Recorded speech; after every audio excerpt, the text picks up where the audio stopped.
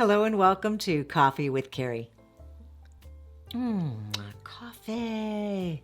Cafe au lait. Lots of, I don't use cream actually. I do not use cream in my coffee. I use a non-dairy creamer that is just no good for me whatsoever.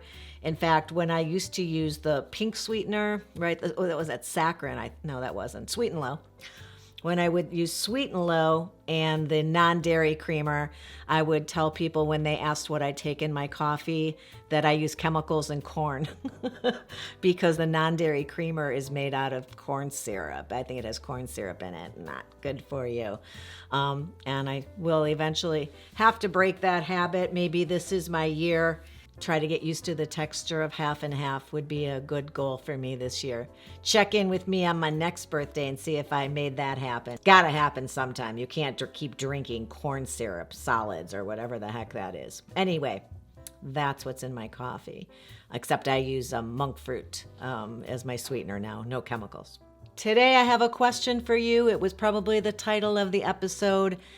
Been talking to a lot of people, and I am just super surprised how many people are aware of the fact. And I'm sure that as many people who admit to me that they're aware that part of their nature is to fix things in other people or in relationships and want to be the person who makes things right, mends other people's broken parts, that if there are all these people admitting to me that they are a fixer, I can only imagine how many people are unaware of the fact that that is a part of who they are in relationships.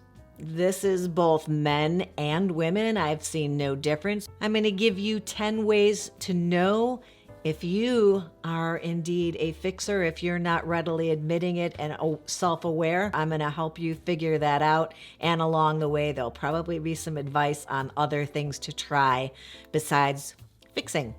I hope you'll stick around. That's what's on the agenda. So many people find that this is a pattern that they have, not just in their dating life and relationships, but life and relationships in general. And I've got 10 different ways that we'll be able to figure out whether or not this is a personality trait you possess. And then you can decide, in fact, if this is something that you like about yourself fixing. It's not a bad thing, but sometimes you've got to be aware of what the other person is looking for. And the first way you would know is if you have a difficult time being somebody's sounding board without jumping in, trying to solve their problem. Are you allowing your partner or a friend to bounce ideas off of you, get things off their chest, share about something horrible that's happened at work and hear them out? Be what they call holding space for this person? Or are you a person who's going to constantly jump in and say, you should talk to your boss, or they should have your coworker be moved to another department, or you should speak up for yourself?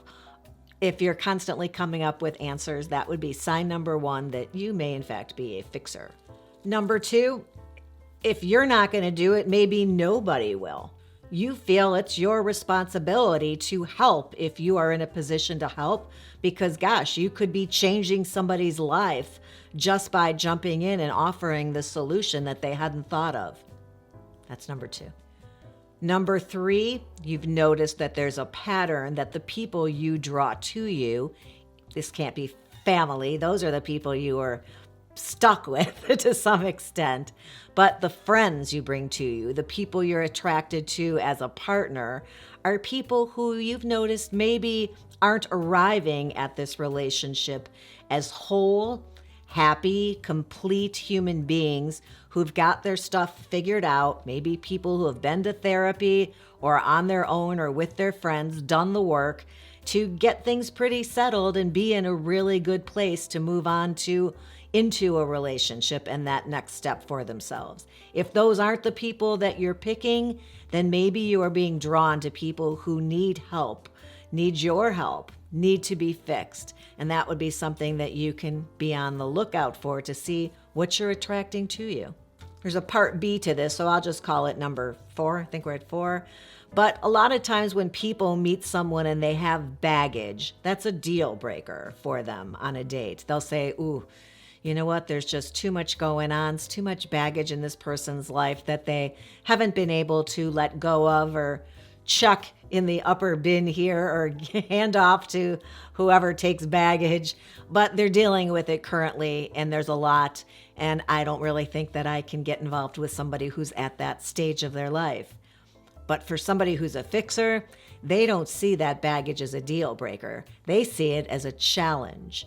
So if you feel challenged and that it's your responsibility to step in and help this person, you might be a fixer. The next one is that your friends and family refer to you as the therapist, or you take pride in calling yourself kiddingly as the therapist or the doctor is in, and make those types of jokes that you're the kind of person who they would go to because you've got the answers if they've got the questions, and you are a person who enjoys that fixing aspect of a relationship and helping people out. Personally, my friends know that I'm a doctor.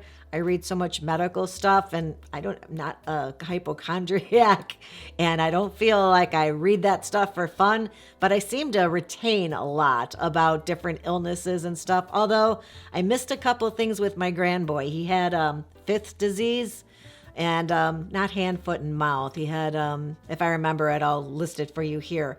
But I didn't recognize either of those because my kids didn't have either of those. It wasn't helpful when it came to my own grandbaby. Typically, I know what to do in certain medical emergencies, like get it up above your heart and get some ice on it, and you need some anti-inflammatories. Anything like that, my family and friends will kid around and call me the doctor, and they let me diagnose. But if it's all emotional stuff or problems that are not medical, perhaps psychological or relationship stuff, and you're trying to mend people and everybody knows about it, that might be another sign. Next up, you are a person who feels validated by that. You feel that being needed in that way is validation for yourself. It's how you identify, so that you do feel super good about yourself when people come to you. There's a source of pride that's associated with it for you.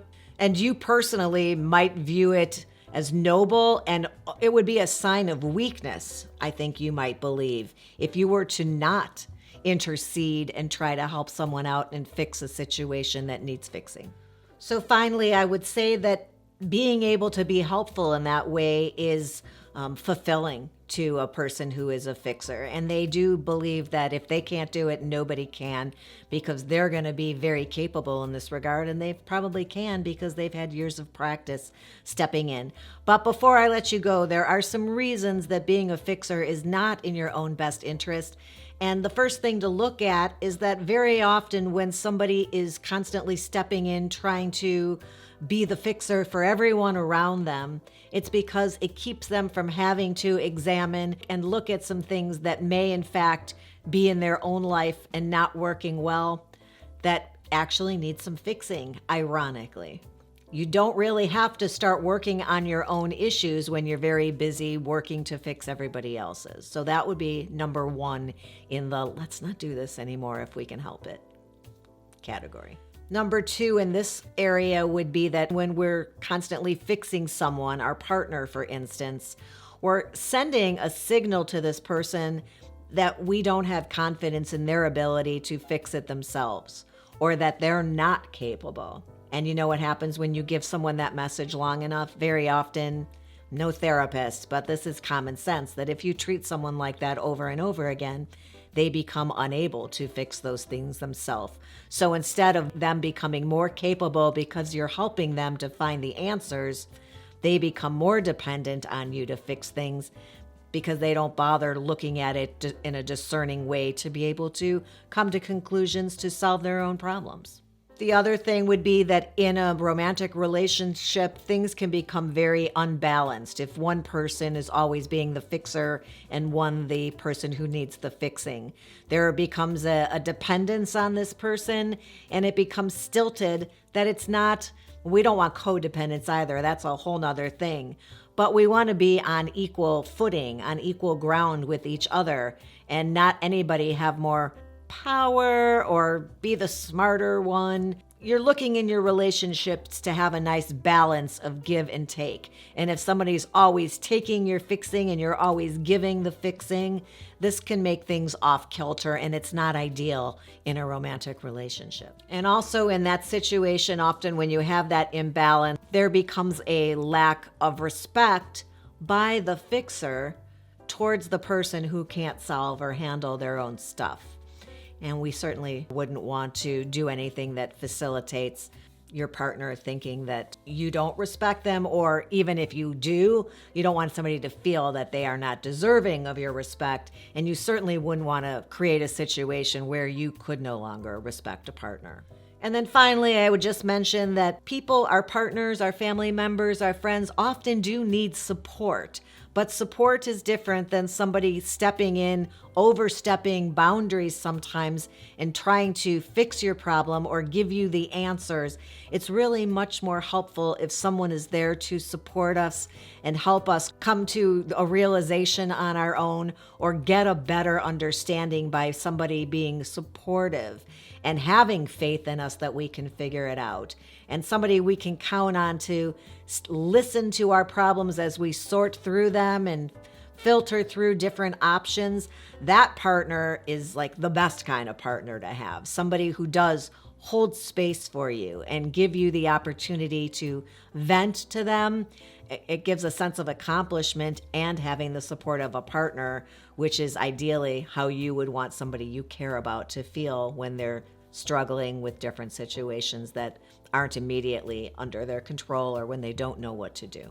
So I hope you found that interesting and or helpful. I appreciate you stopping by. I'd love for you to do it regularly. And if you're inclined to do that, you might want to hit the ring bell so that you're notified every time I upload a new episode. So the ring bell, the subscribe button. Oh, Mom wants you to give the episode a thumbs up if you feel like it.